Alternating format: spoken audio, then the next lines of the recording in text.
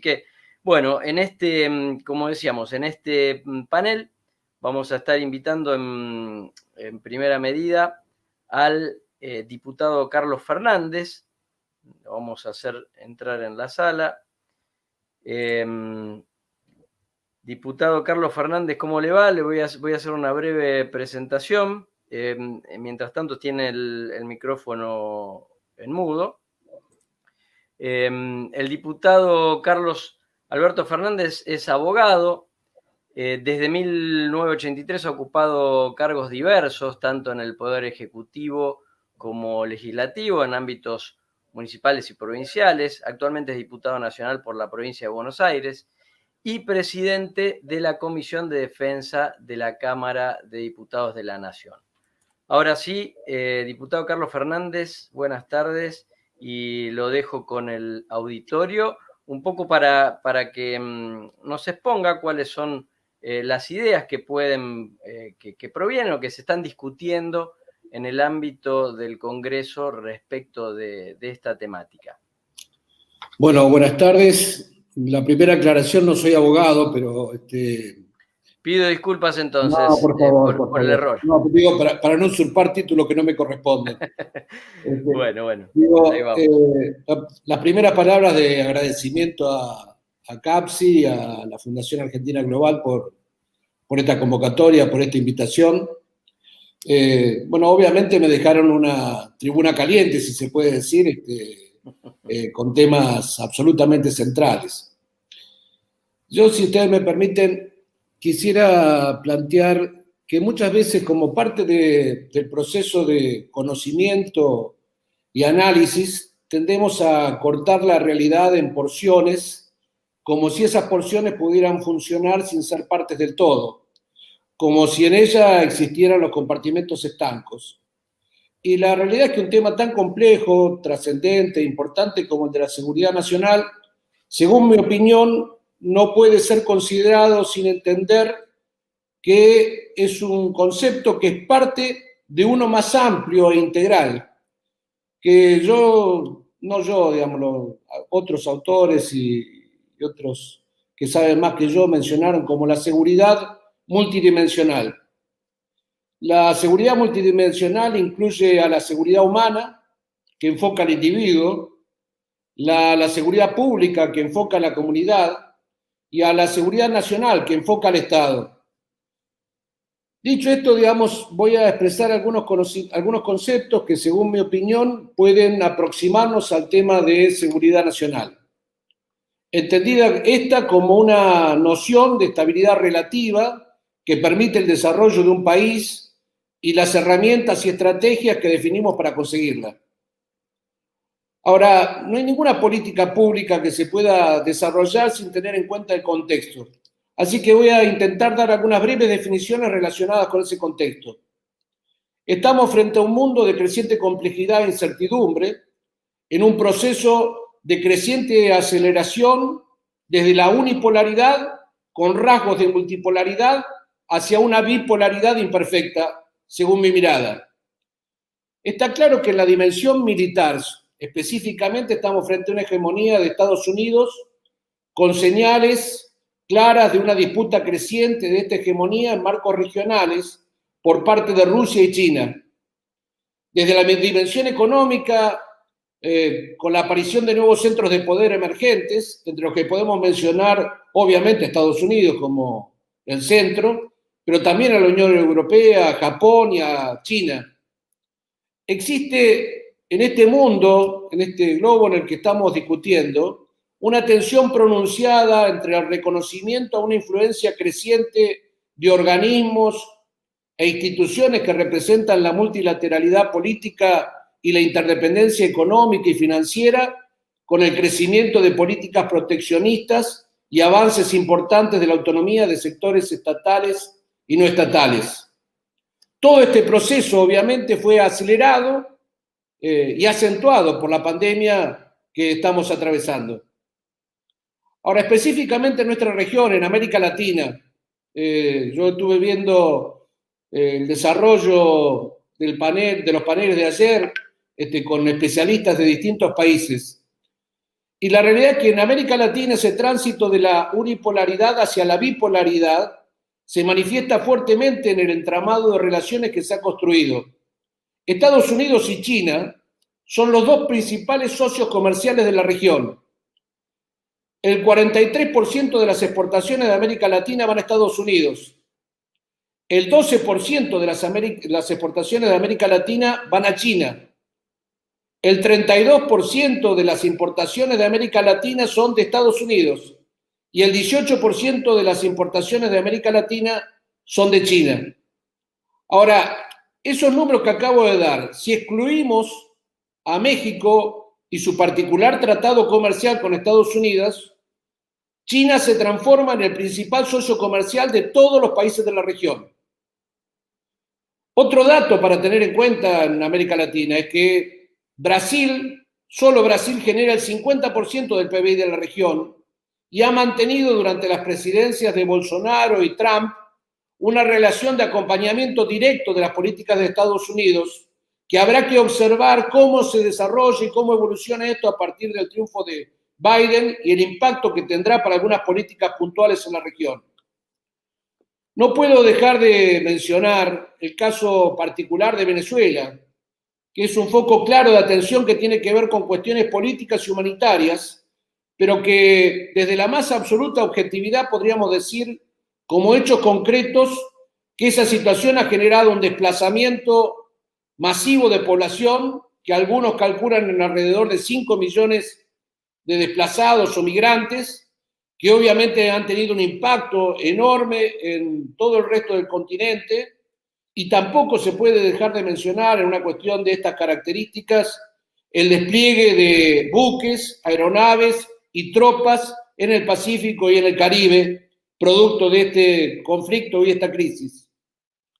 Sacando el caso de Venezuela en particular, podríamos decir que el resto de Latinoamérica es una zona de paz en los términos de la paz de Westfalia, por la ausencia de conflictos interestatales y el respeto en general al término de derechos humanos y al compromiso con el sistema democrático.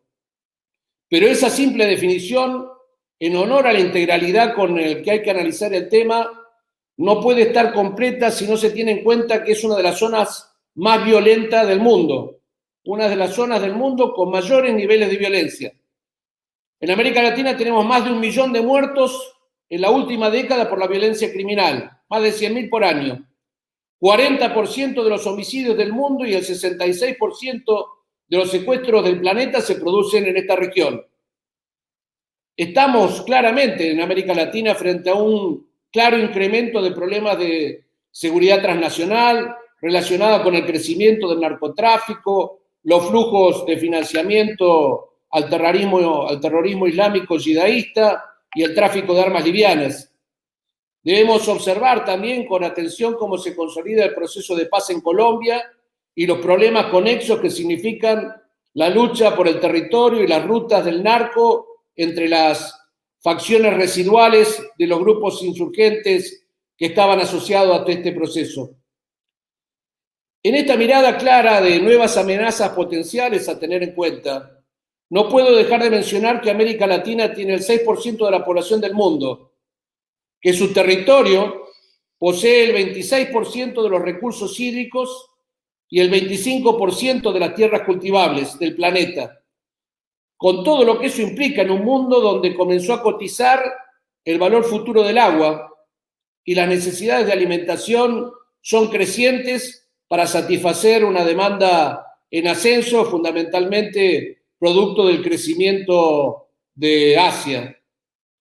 Ahora, si intentamos imaginar el mundo del futuro, en donde se van a desarrollar las políticas que implementaremos, yo no puedo dejar de mencionar como una aproximación el trabajo presentado por el Consejo Nacional de Inteligencia de Estados Unidos, que plantea las tendencias del mundo para el año 2035, que voy a dar una apretadísima síntesis.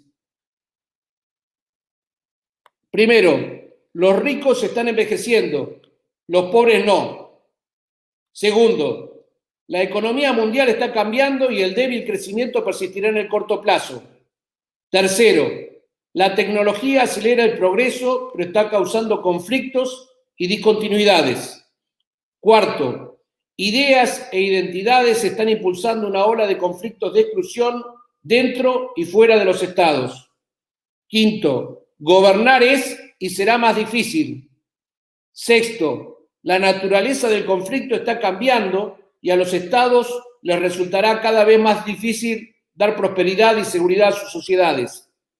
Séptimo, los temas del cambio climático, el medio ambiente y la salud requerirán un cambio en las políticas y una mucho mayor atención por parte de los estados.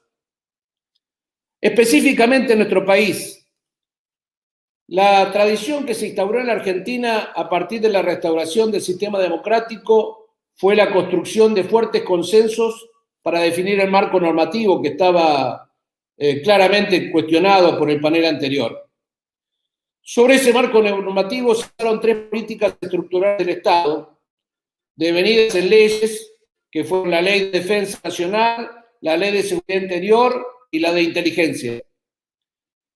Como fue expresado por algún panelista, el contexto nacional e internacional imperante en el momento del debate para la sanción de esas leyes fue determinante y tuvo una enorme influencia por el pasado inmediato que había vivido nuestro país y por la visión estratégica propia del orden mundial vigente, donde claramente estaba la Guerra Fría como uno de los elementos que había tenido una muy fuerte definición en lo territorial, con las situaciones que todos conocemos, que no vale la pena repetir.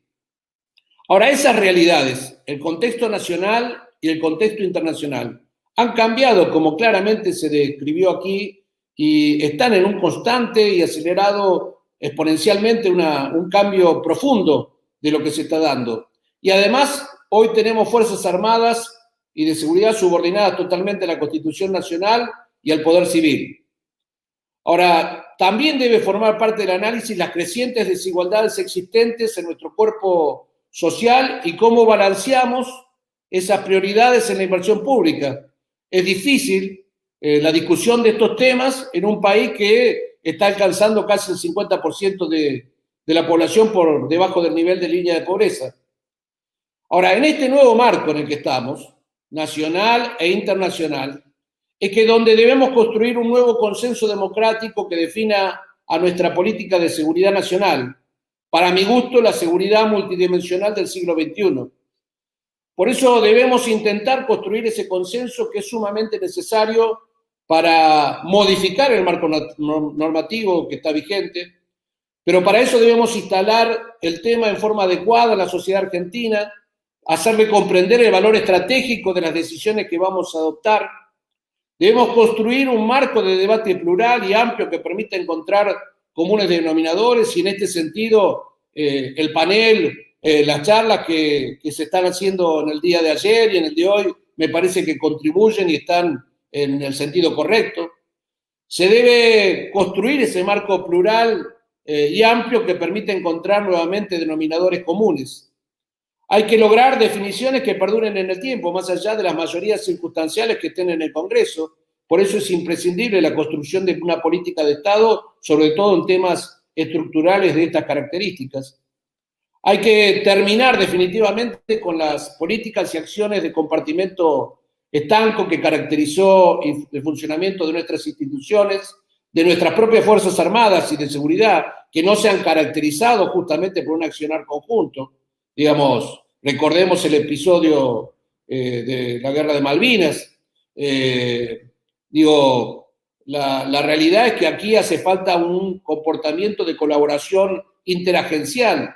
En muchas oportunidades, nuestras instituciones han tenido un comportamiento individual de competencia y muchas veces de solapamiento de tareas por la falta de definición, a mi juicio, de competencias adecuadas. Creo que esa tarea coordinada, integrada, interagencial, que abarque todas las áreas y que utilice en forma eficiente todos los recursos que tiene el Estado, sean estos del área que sea, generando un efecto conjunto y sinérgico. Pareciera mentira que esto lo tuviéramos que estar discutiendo hoy, a la luz de la escasez de recursos que tiene la propia Argentina y la enorme carencia y necesidades que tenemos. Por lo tanto, digamos, reafirmando que Argentina tiene varios desafíos por delante y algunos son absolutamente acuciantes. Digo, en primer lugar, nuestra voluntad de ser una nación independiente con capacidad de autodeterminación y en condiciones de garantizar a nuestros habitantes condiciones de seguridad que permitan el crecimiento y desarrollo para las actuales y futuras generaciones. Hay recursos estratégicos que tiene la Argentina que comienzan a adquirir un valor de dimensiones que aún no hemos mensurado adecuadamente. Digo, por mencionar solo alguno, digo, nuestras reservas de agua centradas en nuestra participación del acuífero guaraní, por ejemplo, las reservas de orden mundial de gas y petróleo presentes en Vaca Muerta, las reservas de litio como un elemento potencial de reservas comprobadas de importancia extrema para el mundo que viene. No puedo dejar de mencionar el Atlántico Sur y su extenso litoral, pero fundamentalmente sus recursosictícolas y con todo lo que significa el potencial de su lecho submarino, sobre todo a partir de la reciente decisión internacional que ha permitido la ampliación de límites que sancionamos hace poco en el Congreso de la Nación. Digo, la proyección que eso tiene sobre el sector antártico y la discusión que se viene para el futuro respecto de esa situación. En segundo lugar, digamos, también porque es imprescindible hacer frente a las nuevas amenazas a las que estamos sometidos frente a la aparición de los fenómenos transnacionales de los que habíamos hablado. Se han desdibujado las fronteras, el terrorismo, el narcotráfico y el flujo de dinero proveniente de actividades ilícitas son solo una de las amenazas que hoy tenemos y que van a tener una influencia creciente hacia adelante. Los avances tecnológicos sobre la información y la comunicación que han generado una nueva definición a la que hay que prestar atención. Digo, el espacio exterior y el ciberespacio que fue mencionado aquí. Digo, en agosto de este año tuvimos un ciberataque sobre migraciones, donde intentaron someter al Estado argentino a una extorsión, que, bueno, obviamente no se respondió, salvo con la denuncia ante la justicia, pero hubo una filtración de datos importante en donde se dio a conocer públicamente solo un porcentaje ínfimo de la enorme filtración que existió. Digo, porque pareciera que a veces hablamos de estas cuestiones alejadas de lo que sucede en la Argentina y esto no sucede en lo concreto y en lo cotidiano.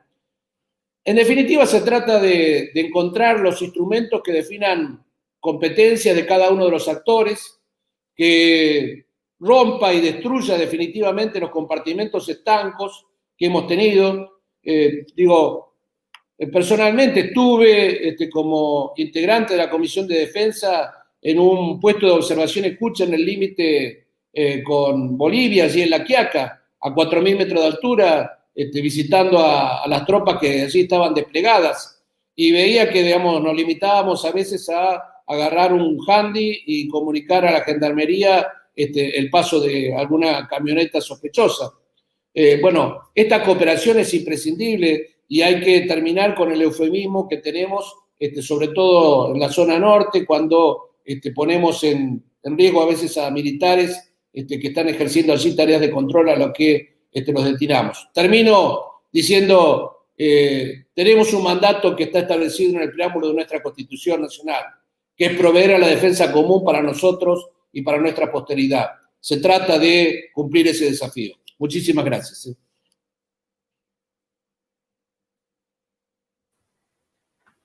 Bueno, muchas gracias, diputado Fernández. Muy claro, incluso totalmente alineado con lo que se viene discutiendo en estos días en toda la serie de debates. Así que bueno, le agradezco desde ya su participación inicial. Vamos a dar paso al próximo disertante. Lo que sí, lo invito a que se quede en espera para al final de todas las disertaciones vamos a hacer una o dos preguntas generales para todos. Le agradezco nuevamente.